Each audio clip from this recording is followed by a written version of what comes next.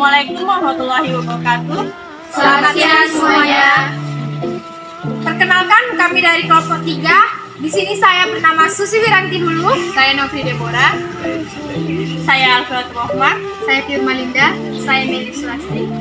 Di sini kami akan menjelaskan contoh-contoh dan pengertian hak dan kewajiban hak asasi manusia. Sebelumnya jangan lupa menyaksikan. Cepetan. Hak asasi manusia adalah hak dasar yang dibawa sejak lahir dan merupakan anugerah dari Tuhan. Sedangkan hak dan kewajiban warga negara adalah pemberian negara. Kedua konsep tersebut berkaitan dalam Undang-Undang Dasar 1945 dan tidak dapat diubah atau dipisah karena keduanya berkaitan erat. Berikut di sini saya akan menyebutkan contoh-contoh kasus pelanggaran hak dan kewajiban warga negara. Yang sebelah kiri saya contoh-contoh kasus pelanggaran hak. Yang pertama, melakukan bullying terhadap orang lain, baik di dunia nyata maupun di dunia maya. Yang kedua, melakukan aksi main hakim sendiri. Yang ketiga, mencemarkan nama baik seseorang.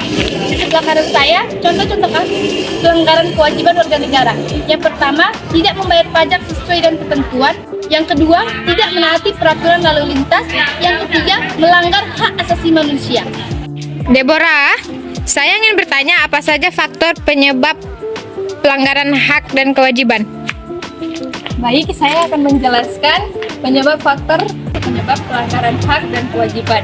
Yang pertama, rasa egois. Umumnya pelanggaran kewajiban negara terjadi karena adanya rasa egois dan mementingkan diri sendiri atau kelompoknya dibandingkan orang lain atau negara. Yang kedua, sikap tidak toleran. Sikap ini menyebabkan timbulnya rasa tidak menghargai dan tidak menghormati keberadaan orang lain. Ketiga, penyalahgunaan teknologi.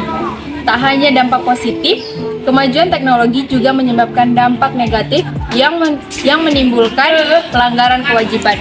Baik, itulah faktor penyebab pelanggaran hak dan kewajiban. Baik, terima kasih Deborah. Maaf mengganggu waktunya.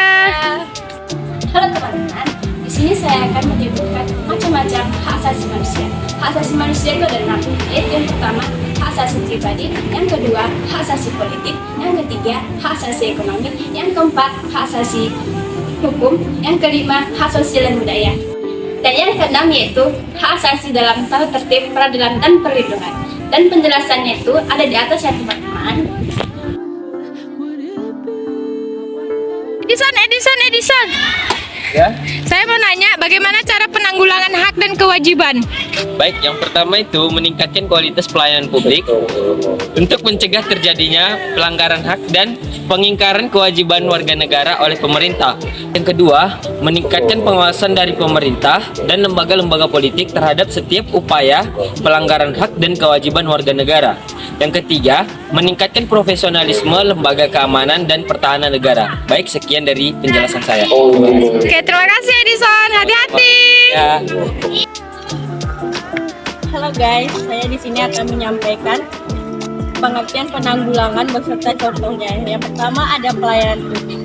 Jika pelayanan publik tidak baik, maka warga negara dan negara bahwa hak dan kewajibannya sebagai warga negara bisa mudah terpenuhi oleh pemerintah. Contohnya yaitu pembuatan KTP, SIM, STNK, dan BPKB.